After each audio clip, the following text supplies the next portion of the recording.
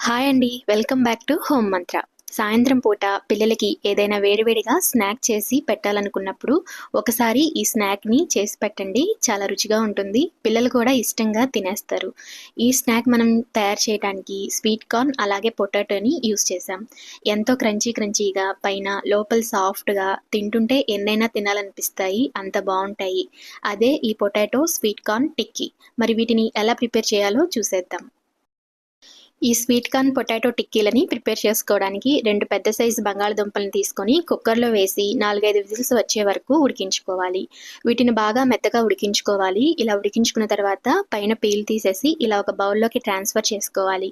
ఇలా ఒక బౌల్‌లోకి ట్రాన్స్‌ఫర్ చేసుకొని ఫోర్క్‌తో ఇలాగ మ్యాష్ చేశారంటే ఈజీగా మ్యాష్ అయిపోతాయి. ఒకవేళ మీకు దుంపలు సరిగా ఉడకలేదు, మ్యాష్ అవ్వలేదంటే వీటిని తురుముకొనైనా తీసుకోవచ్చు. ఇలా మనం ఈ ఉడికిన బంగాళదుంపల్ని బాగా మెత్తగా మ్యాష్ చేసుకోవాలి. కొంచెం మ్యాష్ చేసుకున్న తర్వాత చేత్తో బాగా మెత్తగా మనం చపాతీ పిండిలాగా ఈ బంగాళదుంపల్ని కలుపుకోవాలి.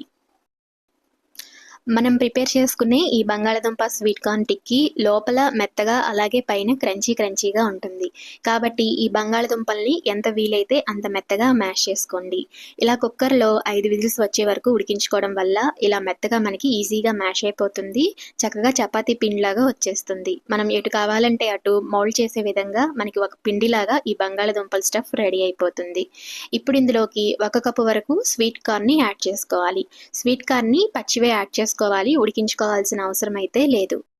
ఇందులోకి ఒక పావు కప్పు ఉల్లిపాయ ముక్కల్ని ఇలా సన్నగా తరిగి యాడ్ చేసుకోవాలి. అలాగే ఒక టేబుల్ స్పూన్ అల్లం వెల్లుల్లి పేస్ట్, కొంచెం కొత్తిమీర తరుగు, ఒక టేబుల్ స్పూన్ ధనియాల పొడి, half table spoon garam masala, అలాగే రుచికి తగ్గట్టుగా సాల్ట్, ఒక 2 టేబుల్ స్పూన్స్ కారాన్ని యాడ్ చేసుకోవాలి. మీకు నచ్చితే కొంచెం చాట్ మసాలాను కూడా యాడ్ చేసుకోండి. ఇక్కడ నేనైతే చాట్ మసాలానేమి యాడ్ చేయలేదు. ఈ విధంగా అన్నింటినీ యాడ్ చేసుకున్న తర్వాత ఈ ఉప్పు, కారం, మనం వేసుకున్న ధనియాల పొడి చక్కగా పొటాటోకి అలాగే స్వీట్ కార్న్‌కి పట్టేటట్టుగా ఇలా చేత్తో నలుపుకుంటూ కలుపుకోవాలి.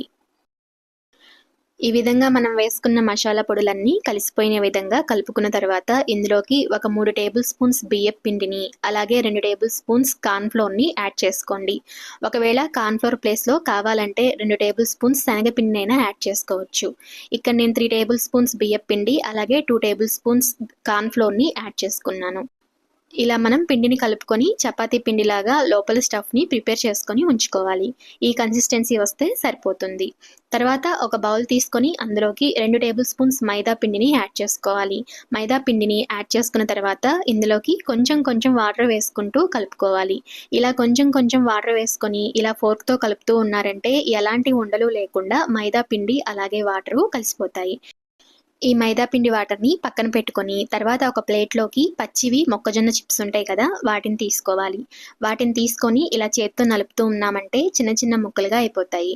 లేదా ఒక మిక్సీ జార్ తీసుకొని అందులోకి ఈ పచ్చి మొక్కజొన్న చిప్స్‌ని వేసుకొని ఒక పల్స్ ఇచ్చారంటే ఇలా చిన్న ముక్కలుగా అయిపోతాయి. ఎక్కువగా తిప్పకూడదు. మిక్సీలో వేసిన తర్వాత జస్ట్ అలాగా ఒక పల్స్ ఇస్తే సరిపోతుంది. ఇప్పుడు వాటిని పక్కన పెట్టుకొని మనం ముందుగా తయారు చేసుకొని ఉంచుకున్న స్టఫ్‌ని ఇలాగా టిక్కీలాగా ప్రిపేర్ చేసుకోవాలి. ఇలా ప్రిపేర్ చేసుకున్న టిక్కీలను మైదా పిండి వాటర్‌ని కలుపుకొని ఉంచుకున్నాం కదా! అందులోకి వేసుకొని కోట్ చేసుకోవాలి. మనం ఈ వాటర్‌లో వేసే ముందు ఒకసారి స్పూన్ పెట్టి కలుపుకోండి. ఎందుకంటే మైదా పిండి కిందుంటుంది. పైన వాటర్ ఉంటాయి. ఒకసారి కలుపుకొని కోట్ చేసుకున్నామంటే సరిపోతుంది. ఇలా వాటర్‌తో కోట్ చేసుకున్న తర్వాత మొక్కజొన్న చిప్స్ ఉంటాయి కదా! వాటిలో కూడా వేసుకొని ఒకసారి ఇలా కోట్ చేసుకోండి. ఇలా మనం అన్ని టిక్కీలని ప్రిపేర్ చేసుకొని మైదా పిండి వాటర్‌తో తర్వాత ఇలాగా పైన మొక్కజొన్న చిప్స్‌తో కోట్ చేసుకోవాలి. ఈ విధంగా మిగిలిన స్టఫ్‌ను కూడా టిక్కీల్లాగా ప్రిపేర్ చేసుకొని, ఇలా మైదాతో కోటింగ్ చేసుకొని, పైన చిప్స్‌తో కోట్ చేసుకొని, అన్నింటిని ముందుగానే ప్రిపేర్ చేసుకొని ఉంచుకోవాలి. ఈ విధంగా అన్నింటిని ప్రిపేర్ చేసుకున్న తర్వాత వీటిని డీప్ ఫ్రై చేసుకోవాలి. మనం తీసుకున్న క్వాంటిటీకి ఇక్కడ 8 వరకు టిక్కీస్ అయితే వచ్చాయి. దీనిని బట్టి మీకు ఎన్ని కావాలో క్వాంటిటీని డబుల్ చేసుకుంటూ ప్రిపేర్ చేసుకోండి. ఇప్పుడు స్టవ్ మీద పాన్‌లో ఆయిల్ వేసుకొని, అది హీట్ అయ్యాక అందులోకి మనం ప్రిపేర్ చేసుకున్న టిక్కీలని వేసుకొని, రెండు వైపులు తిప్పుకుంటూ చక్కగా గోల్డెన్ బ్రౌన్ షేడ్ వచ్చే వరకు వేయించుకోండి. సాయంత్రం పూట వేడివేడిగా మనం పొటాటో అలాగే ఈ స్వీట్ కార్న్‌తో టిక్కీని ప్రిపేర్ చేసుకొని తింటుంటే చాలా బావుంటుంది. అదే పిల్లలైతే వీటిని చాలా ఇష్టపడతారు. ఒక్కసారి ఈ స్టైల్‌లో ప్రిపేర్ చేసి చూడండి. చిన్న పిల్లలైతే టొమాటో కెచప్‌తో తింటే చాలా టేస్టీగా ఉంటాయి. టొమాటో కెచప్‌తో సర్వ్ చేశారంటే వాళ్ళు చాలా ఇష్టంగా తింటారు. ఈ విధంగా మనకి బ్రౌన్ షేడ్ వస్తే సరిపోతుంది. ఈ స్టేజ్లో వీటిని ఒక ప్లేట్లోకి తీసేసుకోండి. తర్వాత ఇవి కొంచెం కలర్ చేంజ్ అవుతాయి. ఈ విధంగా మిగిలిన వాటిని కూడా వేసుకొని అన్ని టిక్కీలని ఇలా క్రంచీగా వచ్చే విధంగా ఫ్రై చేసుకోవాలి. ఇలా ఫ్రై చేసుకొని వేడివేడిగా సర్వ్ చేసుకోవడమే. పైన క్రంచీగా లోపల మెత్తగా చాలా బాగుంటాయి. మరి ఈ రెసిపీ అయితే మీకు ఎలా అనిపించింది? మీకు నచ్చినట్లయితే లైక్ చేయండి, షేర్ చేయండి, అలాగే కామెంట్ చేయండి. మన హోమ్ మంత్ర ఛానల్ని ఇంకా సబ్స్క్రైబ్ చేసుకోకపోతే తప్పకుండా సబ్స్క్రైబ్ చేసుకోండి. ఈ రెసిపీ అయితే నచ్చింది అనుకుంటున్నాను. Thank you for watching.